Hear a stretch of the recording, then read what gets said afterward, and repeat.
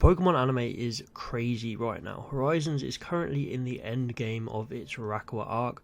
The final battle with Gibeon and Zygarde has commenced, and we also got a damn time skip announced with Mega Evolutions for the next arc. What more could you want as a Pokemon anime fan right now? So let's get into all the details.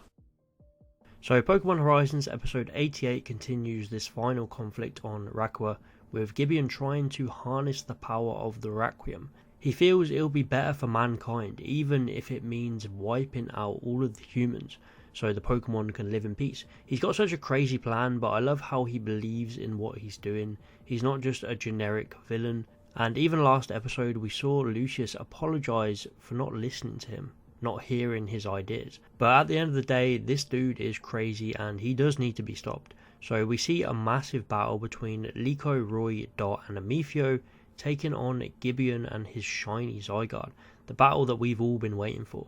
It was cool seeing Zygarde in action using its signature moves like 1000 Arrows, 1000 Waves and Core Enforcer, basically controlling this battle. Whether they went in for close range attacks or hung back at a distance, it was not holding back, which pretty much rendered 3 of the 4 Pokemon in this battle useless, just leaving Liko and Florigato at the end. And then we got the moment of the episode, Liko hanging on to the dreams of everyone there.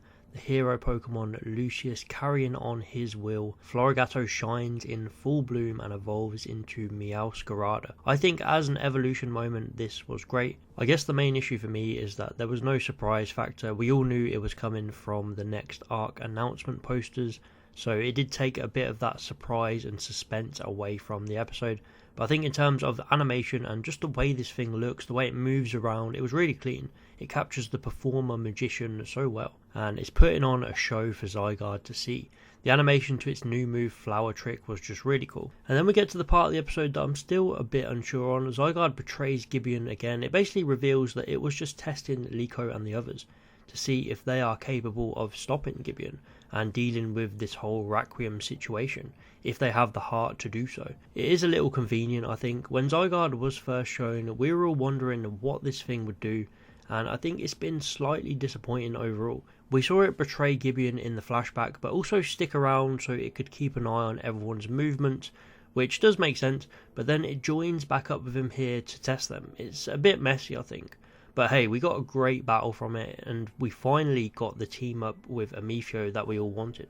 I think maybe the finale to this arc is suffering from the hype that comes with the next arc announcement, which is a shame because this is literally the storyline. Rakua is the main plotline that has been going on throughout Horizons from the start of the show. It's definitely been a good conclusion so far, but I think just a few parts have felt a little messy.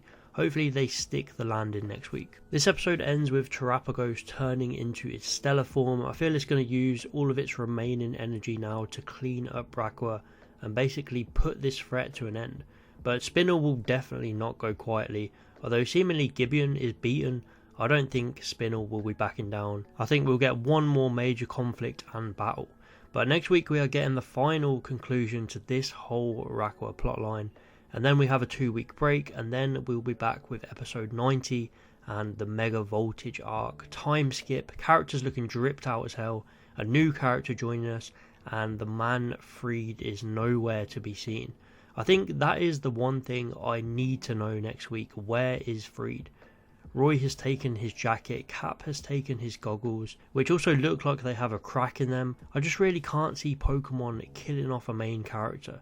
The closest we've got to death is Hunter J from Diamond and Pearl, but a main damn character, I just can't see it.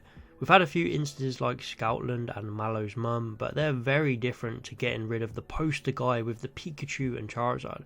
I think he'll still be alive, but one interesting note is that we zoomed in on the button in the Brave Asagi at the start of this episode, so I think there's going to be like a giant collapse of the island and they're going to have to get a quick getaway from this place, and they'll use the button and probably end up leaving Freed behind. I'm pretty sure that's what's going to happen, but I think he will return. I think he'll be alive.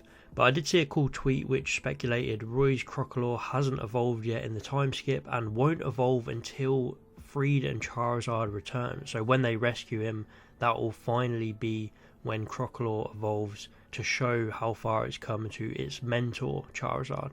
So I don't think Freed will be gone forever. I mean, just look at Lucius. The dude was chilling on Rakua for 100 years, so I think Freed will be alright. But the time skip is looking so hype. I don't think I've seen the Pokemon anime community come together like this probably since Ash won the Pokemon World Championship. This is the most hyped we've been, and just fair play to Horizons. They took their time, they developed some great new characters. They have earned this payoff, and I hope it continues for a long time. But that's it for this one. Let me know all your thoughts on episode 88 and the Pokemon anime's very first time skip. Please like and subscribe if you enjoyed, and I'll see you next time.